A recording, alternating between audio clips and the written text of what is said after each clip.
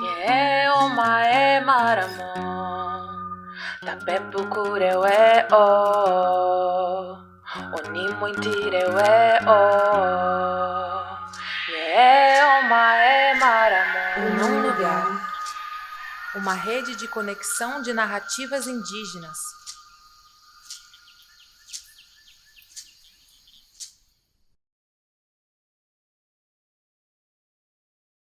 Minha retomada é por parte da minha mãe, né? Porque é desse lado da minha família que eu escuto desde criança que nós temos a ancestralidade indígena, né?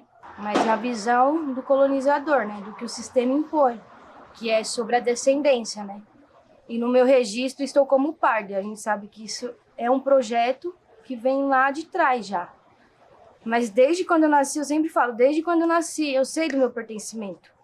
Porque a gente nasce indígena, a gente não vira indígena. Essa ancestralidade está na gente desde o momento da barriga da nossa mãe. Minha bisavó foi sequestrada, foi arrancada da sua cultura e cresceu dentro de uma fazenda de portugueses ricos. Então, desde ali se podou toda a cultura da minha ancestralidade por parte de mãe, né? Eles vieram todos de Minas. Ficaram na quebrada, né? Em periferia, aqui no Grajaú, né? Que é a história da onde começou a minha família aqui em São Paulo, né? Esse contato com a cultura foi tirado desde de trás. Só que não foi totalmente tirado. Eu sempre falo isso. Não tem como o sistema arrancar sua raiz. Em algum momento, alguém da sua família, você pode ter certeza, vai ter esse despertar, sabe? Esse chamado muito forte que é do nosso próprio espírito. Porque essas memórias da ancestralidade não tem a ver só com DNA, fenótipo, né? Que essas coisas são construídas pelo colonizador também. Questão de genética e tudo. Tem a ver muito mais com o nosso espírito, porque o nosso espírito carrega todas as memórias pertencentes de onde ele passou, desde essa vida de ser humano, como de outras vidas que a gente pode nem se lembrar ou pode vir a se lembrar. Eu sei que eu pertenço a um povo originário de Pindorama, né? Essas memórias sempre tiveram na minha família, porque eu lembro que desde criança, par de mãe, minha avó, né, minhas tias faziam remédio com as plantas medicinais, né? O meu próprio avô, pai da minha mãe, ele tinha o costume de pitar o petinguá. E no começo da retomada, assim, a minha mãe ficou um pouco incomodada com essa questão. Porque são memórias que despertam muitas outras memórias, não só minha. Não são memórias, ai, meu povo, coisas boas, mas tem muitas coisas ruins de como foi feita essa história, né? Eu comecei a pitar também, né? Eu entrei em contato com essa medicina de começo, assim, né? Como meu avô pitava, e ela começou a ter memórias não muito boas, né? Porque o meu avô, por ser criado na família de Juruá, ele ficou muito com o comportamento do Juruá presente, né? O Juruarecó na vida dele. Então ele cometia coisas bem coloniais com as mulheres da minha família. E minha família sofreu esse apagamento. Por exemplo, a minha família, a religião da maioria já é do colonizador, do branco. Então eles não se interessam tanto quanto eu. Mas eu tenho o apoio de toda a minha família materna. Tanto que chegaram em mim e perguntaram, por que você está fazendo isso? Eu respondi, porque o meu espírito está pedindo. É uma coisa maior do que o meu corpo físico, da minha mente, sabe? Não tem sim, uma palavra certa para usar, porque a espiritualidade é muito misteriosa, é muito profunda, sabe? É bem complexo, assim. Então eu não posso ficar muito falando com algumas pessoas da minha família sobre essas questões, principalmente com a minha avó, porque é algo que já pega algum trauma dela. Então, tem coisas assim que é melhor a gente não tocar, sabe? Porque não diz respeito a nós mesmos. A eu, Pará, tu, mas diz respeito a mais gente da minha família. Então, eu respeito esses espaços e eu sei que eu caminhando nesse caminho e eles demonstrando que estão apoiando. Eu tenho essa sorte de ter o apoio da minha família. Porque eu sei que tem muitos que estão nesse caminho e não têm o apoio da família. E fica mais difícil e quer desistir e fica triste, não sabe para onde caminhar, sabe? Tem esse não lugar dentro da própria família, sabe? Então, é um caminho com muita paciência e calma mesmo, que a gente tem que seguir, assim, com a própria família em questão, né? Por causa desses traumas históricos.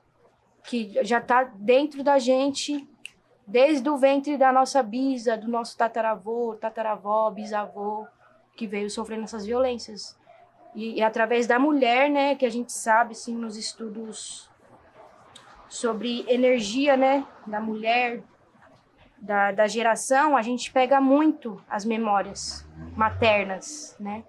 Então, isso é desde coisas boas a coisas ruins. Então, os traumas não são só gerados do que a gente vive aqui agora, quando a gente nasce, está existindo. Esses traumas já vêm de muito tempo, que a gente tem que vir se curando, trabalhando com calma, respeito dos espaços. Não diz respeito só a você e a sua família também em questão, né? Também diz respeito ao seu povo, que você ainda não chegou lá para conhecer. Né? Quando eu comecei a ficar adolescente, com 15 anos, foi a época que comecei a querer saber mais. Eu já passava por todas essas adversidades, sabe, da colonização.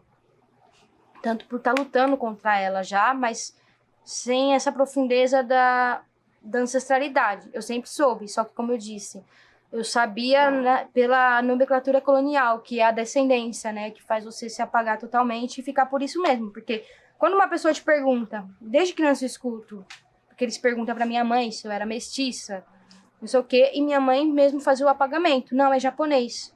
Apagar, vergonha, medo, sabe? Do racismo em si, de toda a questão da história. Então, quando você fala, eu sou descendente, todo mundo é. Fica por isso mesmo. Não tem ninguém que vai apontar o dedo e falar, não, você não é. Porque você tem a pele mais clara.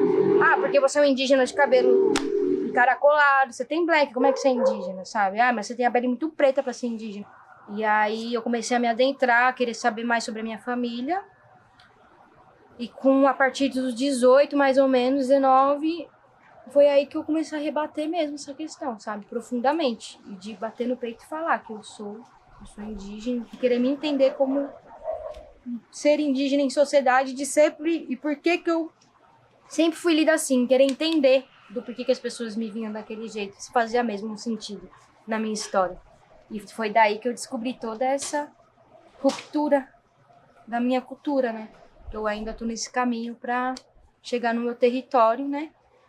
Então, desde isso, não só através da espiritualidade, mas desses meus questionamentos de por que as pessoas estão me lendo assim, né? Por que eu sou vista assim e por que minha mãe nega, né? Então, isso pegou muito. E por que minha família fala, sempre fala. Então, pegou muito essas duas partes, a espiritualidade com questão da família falar, né, das histórias da família, e uma coisa fortaleceu a outra, né. Eu fui batizada pela etnia Guarani-Biá, pelo povo lá do Jaraguá, né, da Tecoá e Tacupé.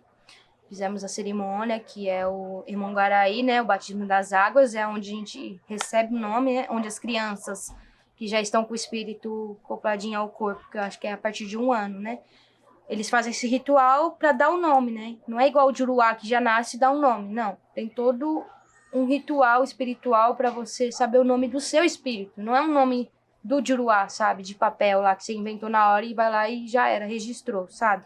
Então é algo espiritual mesmo, muito forte. E ali, no dia do batismo, eu não tava acreditando. Tanto que me chamaram para ir lá na frente e eu falei, não, é mentira, vocês estão brincando comigo. Para que esse negócio é sério, né? E quem fez parte desse dia foi a Catu, muito especial, salve, parente. E, mano, foi uma fita, assim, sabe? Que eles foi uma surpresa mesmo. Eles se organizaram, que eu já tava frequentando lá já faz um tempo, né? E aí viraram minha família, assim, totalmente. E como eu falo, eles são meus parentes, são meu povo também. Porque mesmo eles não sendo do meu povo de sangue, eu sinto que são meu povo. Porque eu também vivo em Anderecó, né? A cultura deles. Eu aprendo a cultura dos Guarani, a língua deles, mesmo não sendo do meu povo de sangue, né? Isso não me faz Guarani, isso não me torna do povo Guarani, mas eu faço parte de uma família. É diferente, porque o meu povo de sangue é outro, mas isso também não me deixa de fazer eu ser indígena, por eu estar em outra cultura de outro povo. E eles têm uma semelhança com o meu povo, que é o Petinguá. Então, a espiritualidade aí. Hoje em dia eu estou no caminho com muito respeito e paciência para chegar no meu povo, que eu já sei a qual povo é a minha origem sanguínea, porém eu não me afirmo porque eu não tenho reconhecimento deles e eles não sabem ainda da minha existência, assim, literalmente que eu sou do povo deles, mas eu tenho contato com algumas pessoas do meu povo, converso com eles mas ainda não cheguei a falar da minha história, porque a internet não proporciona essas coisas.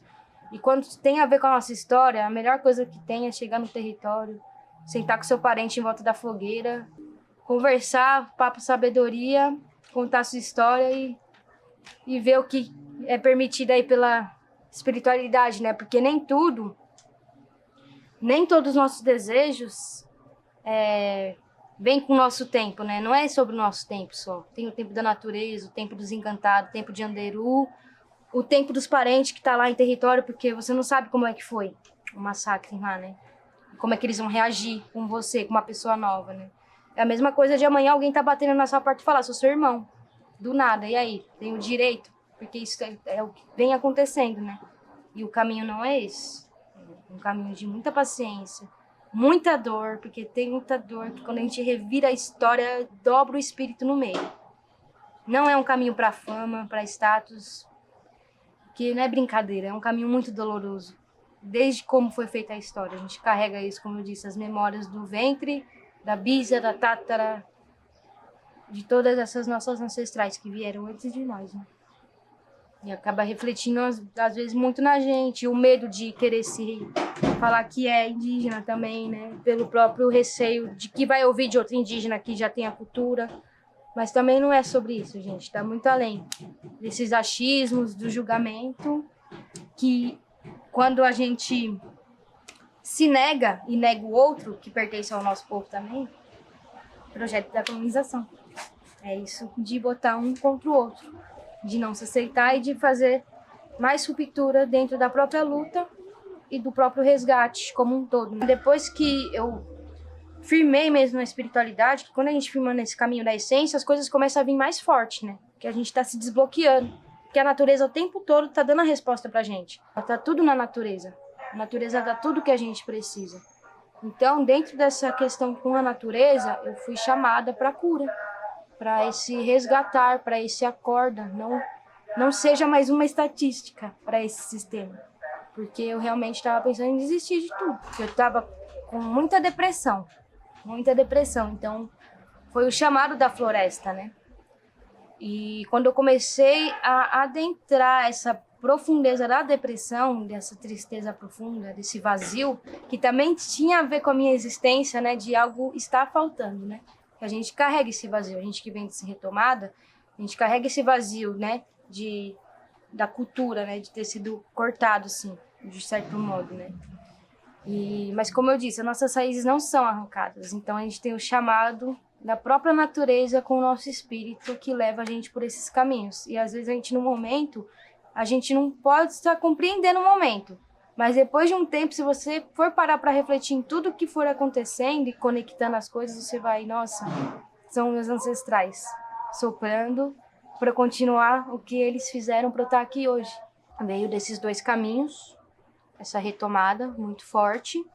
E conforme eu fui conhecendo os parentes dentro das próprias cerimônias de medicinas, eu fui adentrando mais ainda essa questão da minha história. E me vendo ali, me reconhecendo nele, sabe? Me via nele, sabe? Eu falei, eu faço parte disso, não é possível, sabe? Você sente, cara. Não sei como explicar. É uma sensação que não tem explicação, sabe?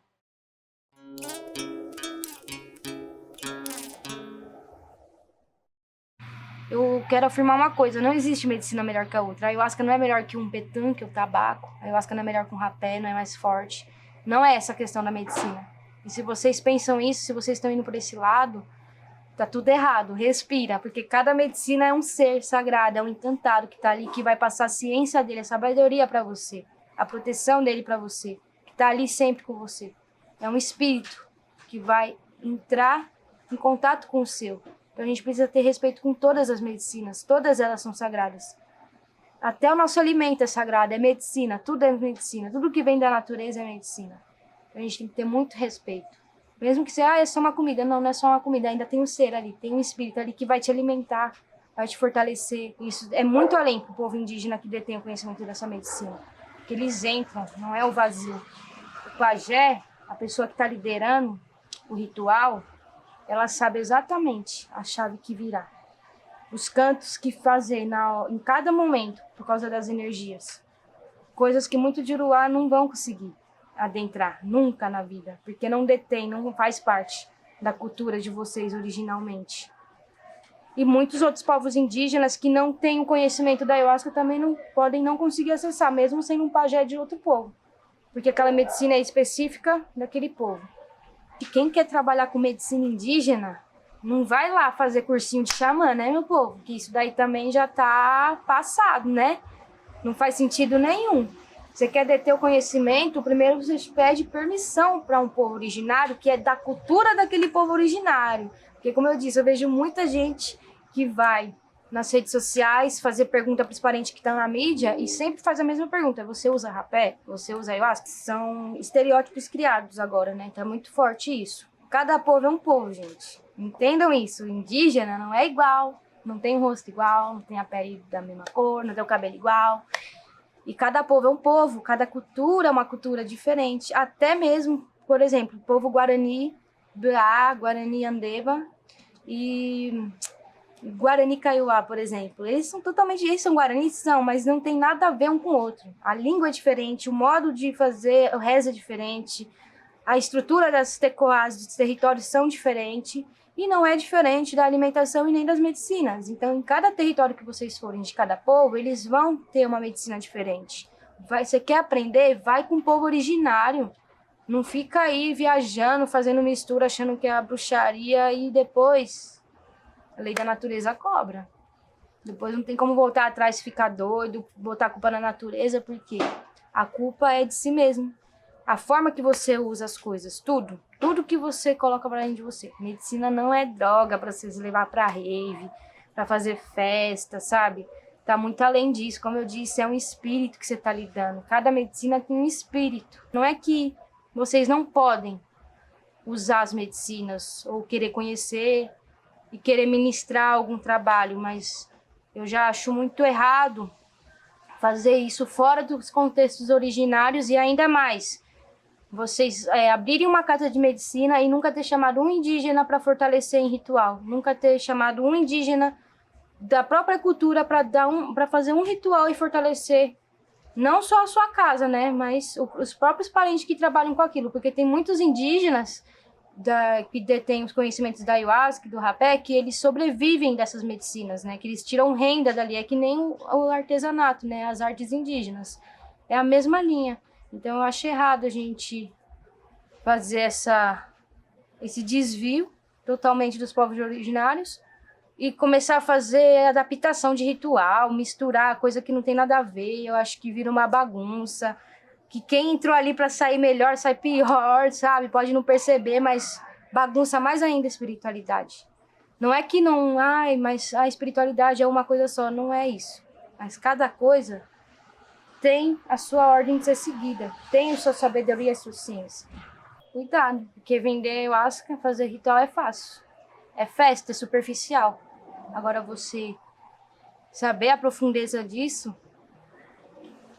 demora, viu, gente? Eu nunca chega lá. É só a gente parar para refletir em tudo, do começo, a raiz disso. A raiz disso é a história. Da onde que eles tiraram os remédios?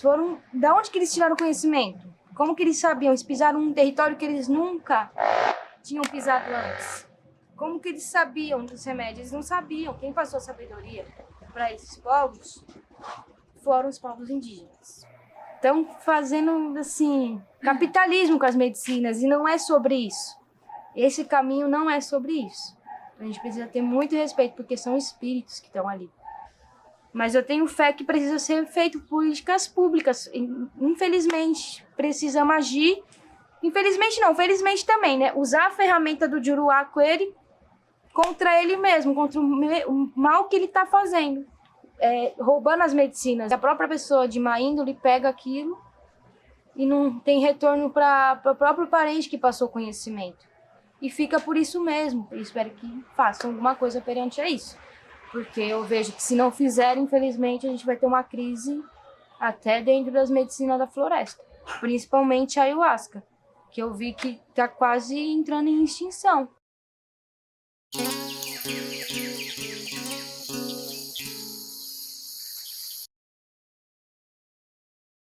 Que antes de eu me afirmar indígena, eu já era uma pessoa LGBT, desde nova,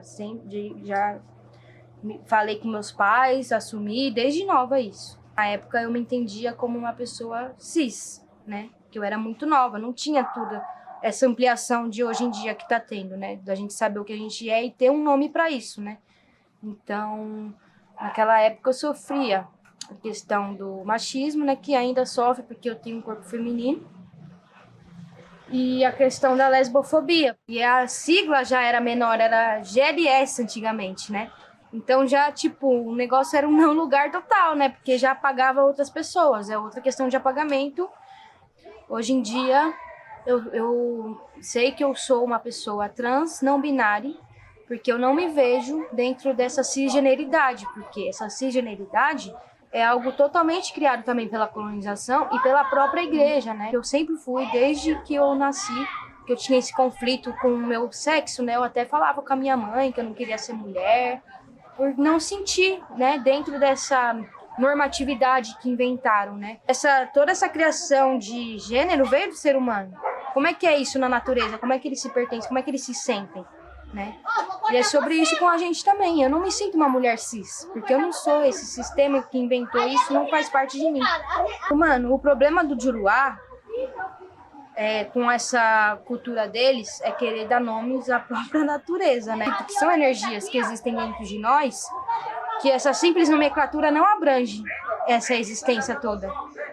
E eu vejo que muitas cosmovisões indígenas de diversas culturas do mundo inteiro já abrangem muito mais coisas do que isso que já foi taxado aí para a sociedade, né?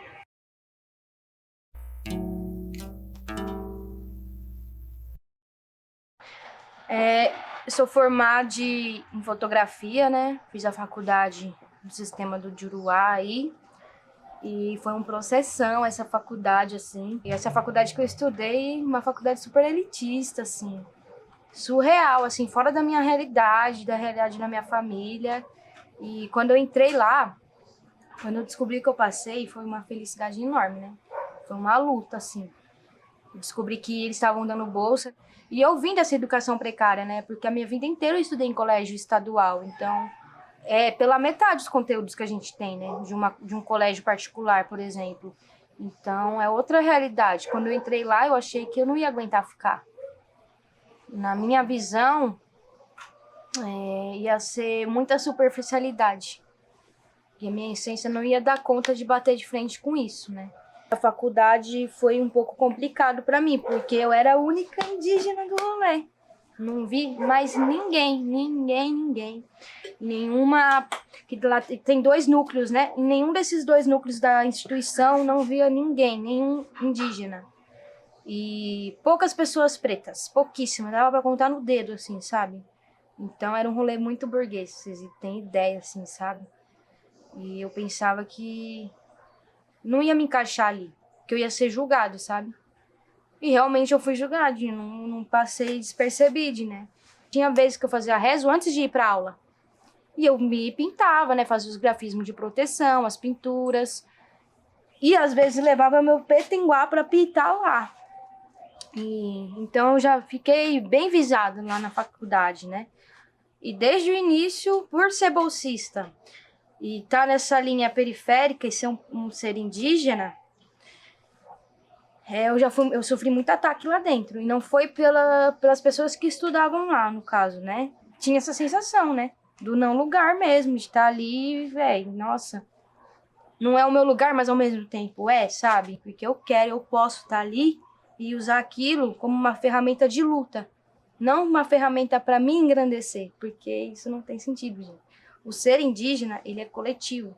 O individualismo, o separatismo, quem trouxe essas fronteiras, criadas não só em fronteira do mapa, mas fronteiras sociais, foi o Juruá que trouxe, foi a colonização que trouxe.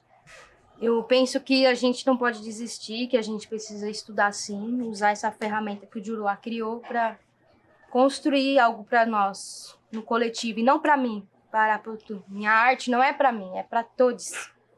São para as pessoas, principalmente que estão no mesmo não lugar que eu, para elas se verem nesse lugar, para elas se reconhecerem. E eu vou lutar por todos esses parentes, porque para mim não faz sentido me preocupar só com o meu povo, só com o meu território. Isso é o pensamento do Juruá. É onde o individualismo pega. é onde a colonização pega, porque eu vejo às vezes isso acontecendo. Ou até mesmo pessoas de retomada querer lutar só pela retomada. Não é assim que as coisas acontecem. Como eu disse, o indígena é o coletivo. Então a gente está precisando aqui, ó, nesse infinito, trabalhar junto, para construir junto, em prol da mãe natureza. E é como eu falo, a gente não tem que esperar o Juruá dar lugar pra gente. A gente vai lá e faz o nosso lugar, porque o nosso lugar já está aqui, sempre esteve, principalmente para nós indígenas. A gente está no nosso lugar, é o nosso território. Não tem que ficar pensando, a gente vai lá e faz. Tem um empecilho, pode ter um empecilho. Eu sei que é difícil, acontece muito. Eu mesmo quase desisti da faculdade por sofrer racismo e LGBTfobia. De professor tentar me reprovar para eu perder a minha bolsa e acabar com o meu sonho. E sabe o que me fez não desistir fortemente? Uma coisa que batia assim, era pensar no meu povo. E a desistência tem que virar resistência. A gente não pode deixar virar desistência, porque a desistência é o que o projeto do colonizador quer. Você desiste, ou eles matam a gente do jeito que eles estão fazendo, ou a gente se mata entre nós mesmos, porque isso também é joguinho do sistema, de botar nós contra nós mesmos, ou a gente se mata com as nossas próprias mãos. E isso tudo é projeto deles. Então quando eu andava nos rolê punk, que eu era desses rolê aí, já nos anarquismos, quando eu era mais nova, né? A gente gostava de fazer muitas músicas, né? Assim, de zoar.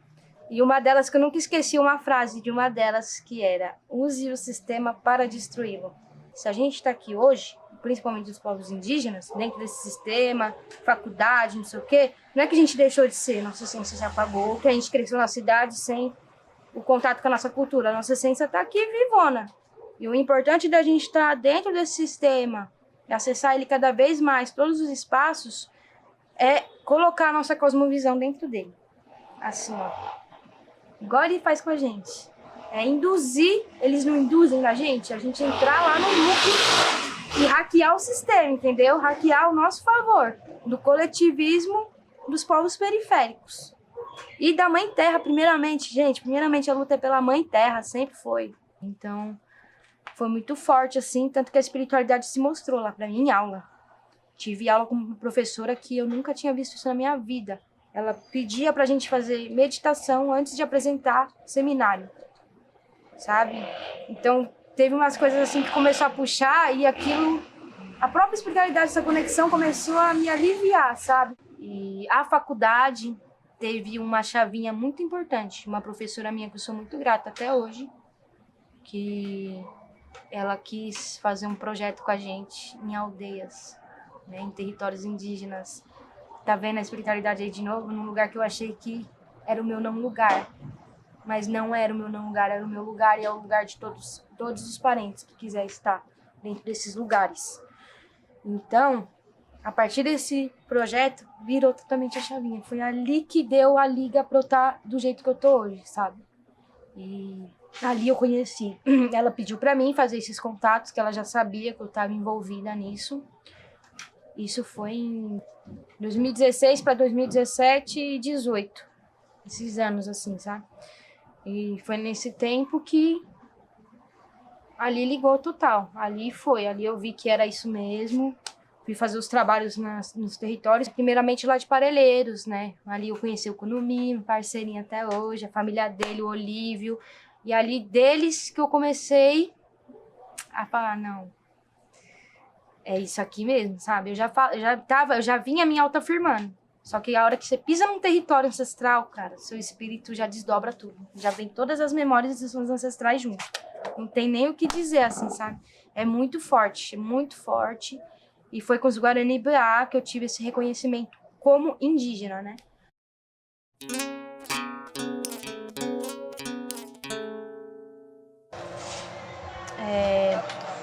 Através da minha arte e também da espiritualidade, eu recebi, através de um rezo no meio da quebrada, né, da casa de um amigo meu, que lá nessa casa tem uma floresta, mesmo que seja pequena, mas ainda assim é uma floresta em resistência, né?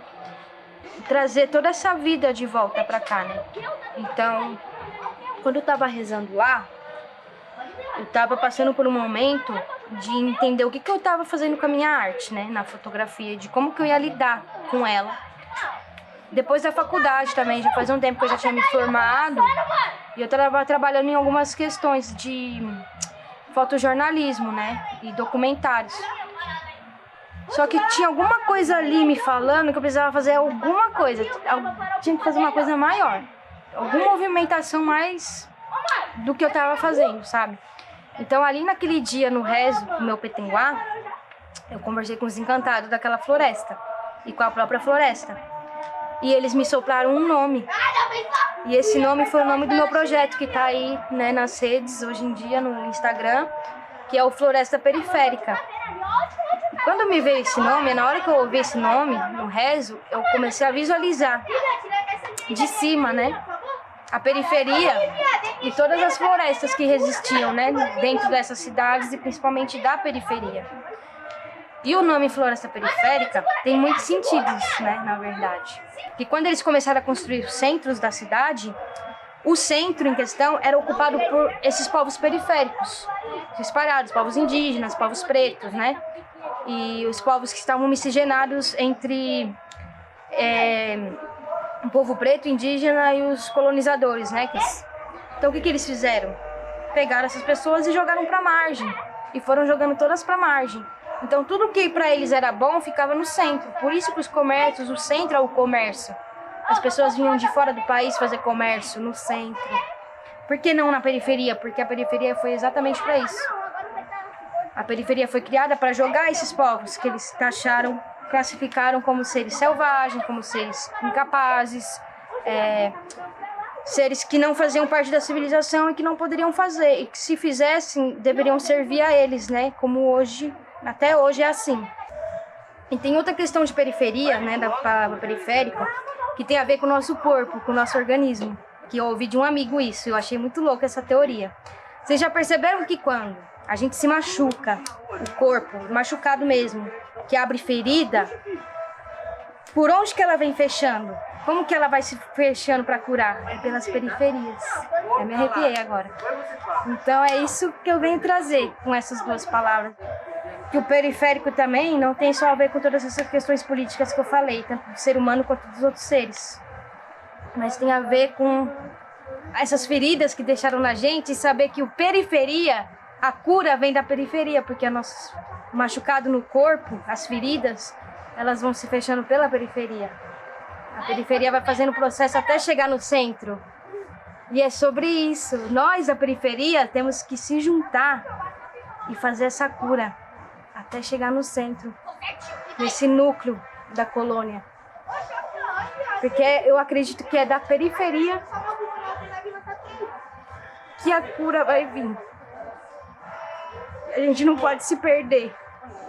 A gente precisa ser forte, junto com a natureza. Nhete.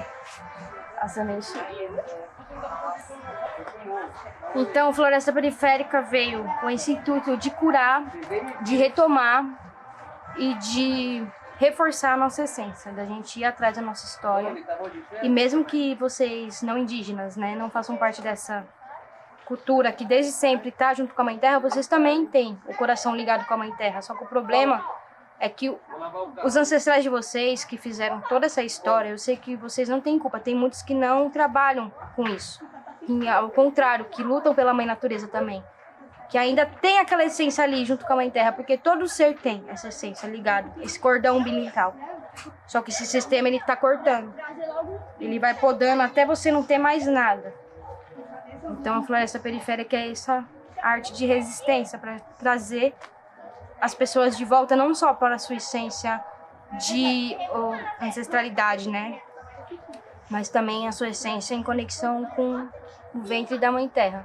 É destruir tudo e reflorestar a própria cidade, porque é esse o caminho, não tem outro caminho, é reflorestar a si próprio e a cidade novamente. Então a luta não é só pela floresta que está lá, a Amazônia, que é a maior que tem, mas a luta é pela floresta que está ali, ó, um pezinho de árvore na esquina da sua casa. Não é um caminho fácil, não é um caminho fácil, não é um caminho cheio de flores, não podemos romantizar.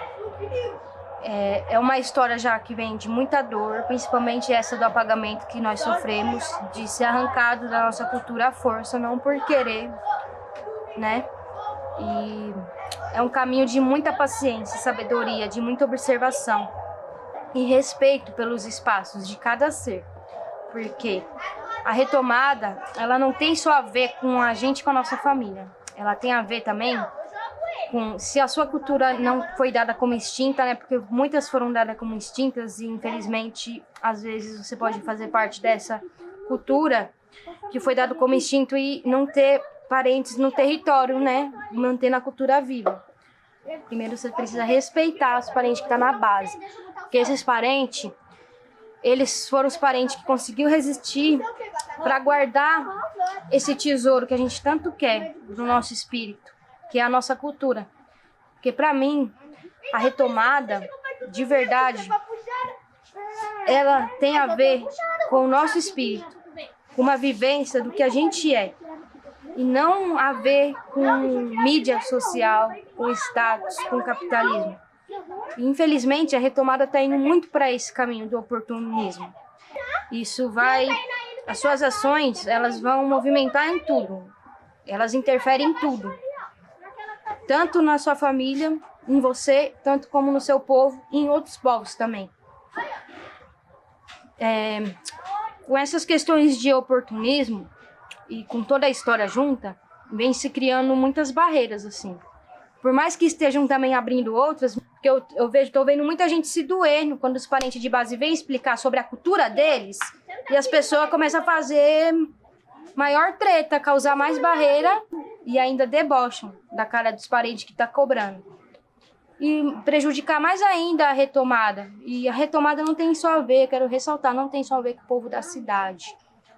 De mim, da minha história, desses parentes que não teve contato com a sua cultura, mas tem a ver também com o povo que está em aldeia, em território, que estão em retomada constante, tanto de território quanto da própria cultura, para manter a cultura viva. E esses outros parentes que foram dados como instinto, que estão vindo agora, puxando um histórico mesmo, até com pesquisadores antropólogos, gente. É uma pesquisa, é um estudo, a gente tem que se conectar em tudo mesmo e ter muita paciência, sabe? Não precisa querer se afobar, para quê? Né? Pra que isso? Pra que ser xenofóbico? Pra que tanto?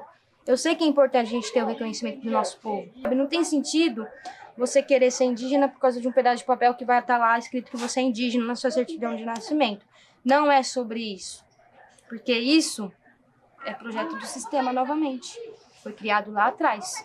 Pedaço de papel, a gente nunca precisou disso para falar o que a gente era ou deixava de ser. A gente simplesmente era. Como esses seres são. Eles simplesmente existem da forma que eles são. Porque não é sobre você ter nome do seu povo no Facebook, no Instagram, Twitter, ou em alguma palestra que você está fazendo com o seu trabalho lá. Isso é muito superficial, a gente se apegar na retomada só para ter o nome do povo. Então, sinto muito, então você não está fazendo uma coisa de verdade. Você está na superfície, está na ilusão, no capital. E tem muita gente que não tá, que tá fazendo porque quer mesmo, porque é oportunista e quer se crescer dentro dessa imagem do indígena, né? Então, ser indígena é correr risco 24 horas por dia de vida. E por que vocês estão lutando? Pra que vocês querem retomar? É pela afobação de ter um nome em rede social? Ou é pela questão de viver mesmo a sua cultura? De ter o direito de permanecer com seus parentes ali? Vamos refletir para que vocês estão retomando? Qual que é o intuito do retomar? Precisa olhar para tudo isso coletivamente, não é individual. E as pessoas que fazem as coisas erradas, que estão aí sendo expostas, as coisas que elas fazem não deveriam respingar nas coisas, nas pessoas que estão em retomada também. Então a gente tem que parar para pensar. A gente não pode ficar julgando e deslegitimando a identidade. Se é uma coisa superficial, se for fofoca. Se é uma coisa que tá profunda ali, que tá tudo ali comprovado mesmo, que a pessoa fez isso e não deixou de fazer, é outra história. Agora, se é uma coisa que você não foi com a cara da pessoa e falou, não é, gente, tá tudo errado, tá sendo colonizador. Você tá jogando o jogo da colonização. Então, muito cuidado, gente, muito cuidado, que retomada não é palco. Retomada não é brincadeira. E a questão da generalização também muito forte nesse caminho de retomada, né? Porque, infelizmente, temos dois lados que sofreram violências iguais e que sofrem até hoje, só que teve, nessa história, os parentes que conseguiram, por mais que sofram toda essa violência, conseguiram manter a sua cultura viva. E, pro outro lado, tem a gente que não deixou de ser indígena, mas que foi ensinada a não ser indígena, que também leva toda essa carga junto com a gente. Então, são duas histórias com sensibilidade, com traumas, que a gente não pode apontar o dedo para julgar para ninguém, porque quando a gente aponta o dedo e julga, a gente está fazendo o que o colonizador está fazendo. Quando a gente determina, a gente está fazendo o que o colonizador está fazendo. Porque isso são ações coloniais. Infelizmente, a gente reproduz.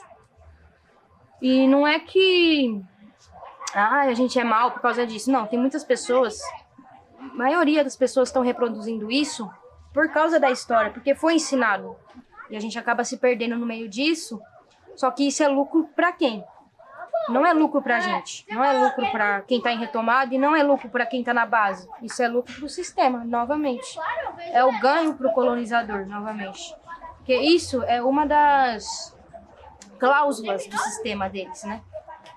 Apagar de todas as formas e fazer a gente se apagar também, né? Isso também é uma reflexão para os parentes aí de base sobre essas pessoas, né? E também desses parentes que ajudam em retomada, que eu acredito que existem povos, né, que possam acolher essas pessoas, mesmo não sendo do sangue deles, mas reconhecer elas como indígenas, né? E é um caminho que vai ser longo, né, gente? Porque tem muita coisa acontecendo errada, todas essas barreiras. E, como eu disse, muito oportunismo. E tem a questão histórica. Além do oportunismo, tem questões históricas. De que o povo pode ter passado algum processo. Que a retomada, ela começa, assim, com a sua família. Não tem como você chegar em vários parentes de vários povos, você não saber qual que é o seu, e falar pra ele, qual que é o meu povo, tô em retomada. Não é com ele que você tem que fazer retomada, não é assim. Eu vejo muita pessoa indo em mídia, dos parentes que estão aí na mídia, né, com a sua arte, né, dando informação, que chegam muitas perguntas assim, contando a história, eu sei que a gente tem esse vazio e não sabe por onde ir. Você não sabe como é que foi feito um trauma, né, esse trauma histórico. Às vezes a sua mãe, seus pais, seus avós estão bem pertinho e eles sabem da cultura, foi passado. Às vezes tem esses casos que foi mesmo passado, só que eles não falam nada, ficam bem quietinhos. Por causa de toda essa violência que sofreu, né? E tem muita gente que, se você for tocar no assunto, já começa a ficar mal, não quer falar. Então, é uma questão de tempo, é uma questão de paciência, porque não diz respeito só à sua família, a você, né? Diz respeito a todo esse povo que detém os conhecimentos, que estão lá resistindo, como a gente também tá. Mas é a gente ter esse respeito e não ficar na emoção, não agir assim, no impulso, sabe? Achar que é de um povo e depois ver que não é. É um estudo, gente. Eu digo que retomada é um estudo pro resto da sua vida. E não desanimar disso. Não desanimar, estudar, conversar com sua família. Se não der para conversar com a família, procure esses parentes que já estão em retomada, porque tem muitos que ajudam a fazer a busca, viu? Tem muitos parentes que ajudam a fazer a busca, de coração aberto, sem julgamento. E vai também ter muitos que vão te apontar e dizer que você não é indígena, mas ninguém pode dizer que você é ou não indígena, a não ser você mesmo, sua espiritualidade, seus ancestrais, sua família, que às vezes nem sua família pode dizer por causa do apagamento histórico, que pode reforçar que vocês não são. Eu já vi muito acontecer, né? Da família ser, só que falar que não é, né? De se colocar no lugar de branco mesmo, desse não lugar, de apagar a sua existência. Mas não desistam da sua essência. Se é de coração mesmo, se é verdade, não é por status, não é por fama, não é por holofote, cara. Vai viver a sua cultura, vai atrás disso, do seu ser indígena. E se você é uma pessoa que foi adotada, por exemplo, que tem muitos casos, que foi adotado, foi levado às vezes para outro país e não sabe realmente de nada, isso não quer dizer que você também não é indígena. Você não possa ter a possibilidade de encontrar um povo. Cuidado, paciência, sabedoria e respeito por todos os lados. Não desistam da sua história, porque as coisas mudam igual a natureza. Essas culturas que eu citei, quem sabe mais pra frente, de uns anos pra cá, ou como eu falei, com a própria convivência de vocês dentro do território, isso não possa mudar e vocês serem reconhecidos pelo seu povo de sangue. O que mais importa na retomada é a vivência, é você estar junto com o seu povo. E seja qual for ele, de sangue ou não. Quando você pisa num território indígena, da sua ancestralidade, da sua origem, você já sente a raiz batendo aqui no pé. Parece que vem entrando e você, sabe, você sente. Mesmo não sendo do seu povo. Nossa linhagem, né? A nossa cultura. Mas se você for reconhecido como eu fui por um outro povo, cara, isso é um presente da espiritualidade pra você. Tá te mostrando, é isso mesmo, é o que você é. E mesmo que esse povo não seja seu povo de sangue, é seu povo também, seus parentes, sua família. Sua essência está ali viva. Sua cultura está ali viva ainda. Salve, meu povo! Eu sou Rai Parapatu, sou indígena de Retomada. A minha história começa desde o ventre da minha mãe. E estou na civilização, mas a civilização é uma construção de domesticação de povos originários. Então eu não sou uma pessoa civilizada, eu jamais serei. Eu vou ser sempre selvagem. E é sobre isso, selvagem, resistente. E por mais que eu sofra apagamento dentro da cidade e violências, eu não vou deixar de ser o que eu sou. Porque o meu espírito é forte, meus ancestrais estão comigo, a natureza está comigo e com todos vocês que têm essa ancestralidade forte estão em retomada e os que já têm o pertencimento do povo. Vem cá, olha pra minha cara, que tu acha faço linha autodidatas ou costuro egg farsas, vem cá. Respeita a nossa história no verbal ancestral que fala, por isso nada segura e nada bala, flecha que foi disparada. Quem tu pensa que é espírito branco, não importa a cor se for podre por dentro, nas vielas pra centros, ligeiro sopro do vento, na força Tupã tá vendo, cuidado com teu exemplo, olhando nossas faces e dizendo, olha lá os índios, só se tem cabelo liso, pintado e trajado é isso, exótico é meu pinto, corpos seguros de si, laranja fortes eu assino e só sorrindo dessa face embranquecida, ficam pálidos ao ver os pretos no poder e a mata renascida, semente sempre que vingue, então cultivo a minha vida, cês vão ter que respeitar a cultura indígena, união dos ancestrais a favor dessas vidas, e no local de consumo dos brancos, a hipocrisia estampada nos panos, história viva de farsas gritando, só idolatria que mata há anos, originários se mantém com a fé nos cantos, cidades são aldeias mortas, não, cidades são cimentos que nunca prosperarão, anotem que verão, aldeias nunca morrerão, eu digo isso porque eu sou a continuidade dos que nunca viveram em vão, fiz esses versos com a intenção de analisar os fatos, esses que tão bem escondidos nesses seus olfatos, então respira e respeita o cheiro da mata, cobra coral na cinto, Tupinambá quem vos fala. Eu sou Tupinambá.